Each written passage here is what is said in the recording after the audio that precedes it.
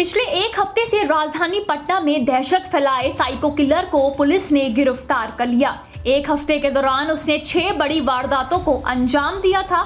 रविवार की रात इसने सिर्फ 20 मिनट के अंदर 2 लोगों को गोली मारी थी। पहले उसने एक दुकानदार को गोली मारी, फिर एक राहगीर को गोली मारी थी। गोलीबारी में पान दुकानदार की मौत हो गई थी, जबकि जख्मी युवक का इलाज चल रहा है। जख्मी युवक बक्सर से परीक्षा देकर रात में राजेंद्र नगर स्टेशन आया था और वहां से पैदल ही घर जा रहा था। इसके अलावा भी उसने कई घटनाएं की थी, लेकिन पहली बार उसकी तस्वीर सीसीटीवी कैमरे में कैद हो गई, जिसके बाद उसकी गिरफ्तारी हुई है। उसका नाम शुभम उर्फ नेपाली है। पुलिस ने उसके पास से हथियार भी बरामद किए हैं। पुलिस के मुताबिक शुभम उर्फ नेपाली घटना के बाद अपने रिश्तेदार के यहाँ पहुंचा था। जो घटना है, जब पान दुकानदार को जो है उनकी डेड बॉडी मिली तो पुलिस के द्वारा ही जो है जब स्पॉट पे पहुंचा गया तो सबसे पहले इन्फॉर्मेशन पुलिस को ही इसमें मिली है। अब रीज़न उसमें क्योंकि सीसीटीवी नहीं है हमारे पास जो है उपलब्ध, तो उसमें रीज़न क्या रहा होगा, उन्होंने रजिस्ट किया या इसने किस परिस्थिति में मारा, that is the point of investigation. अभी तक इन्वेस्टिगेशन में ये अकेला है, मोटरसाइकिल पे निकलता था और हथियार लेके निकलता था, हथियार प्रयोग भी करता था। शुभम उर्फ नेपाली के बारे में पुलिस ने बताया कि इससे पहले वो चौक थाना क्षेत्र से लूटपाट के मामले में जेल गया था। हाल ही में वो जेल से जमानत पर बाहर आया था और फिर सक्रिय हो गया था।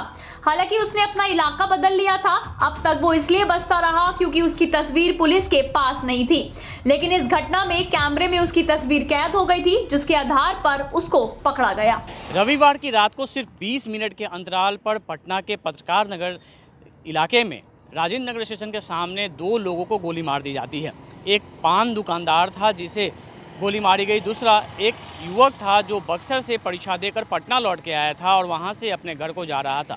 पान दुकानदार को इसलिए गोली मार दी गई क्योंकि उसने फ्री में सिगरेट देने से इनकार किया था और सामने वाले युवक ने उसे गोली मार दी। मौके पर ही उसकी मौत हो गई थी।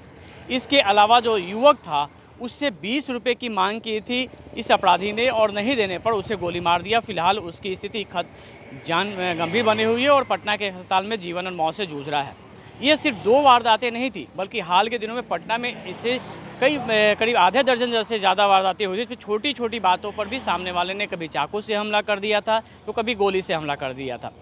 इन सब मामलों को लेकर पुलिस की जांच चल रही थी, लेकिन अपराधी का चेहरा उनके सामने नहीं था।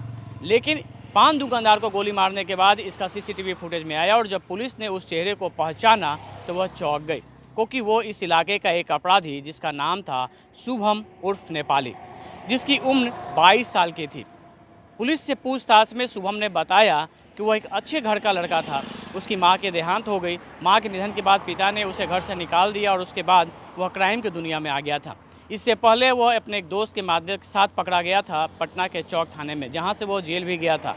जेल से छूट के आने के बाद वो फिर अकेले ही क्राइम करने लगा। उसने बताया कि वह सिर्फ रुपये और पैसों के लिए नहीं लूटपाट करता था, गोलियां चलाता था, बल्कि उसे ऐसा करने में मज़ा आता था।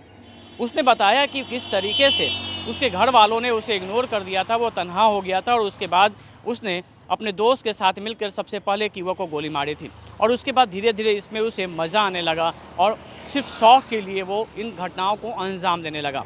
फिलहाल पटना पुलिस इस युवक से पूछताछ कर रही है और अब तक की पूछताछ में 8 से ज़्यादा घटनाओं में उसकी संलिप्तता भी सामने आई है।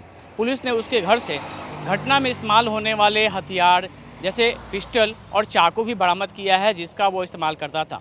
वह जिस बाइक का इस्तेमाल करता था वो भी चोरी की थी, जो पकड़ी गई थी।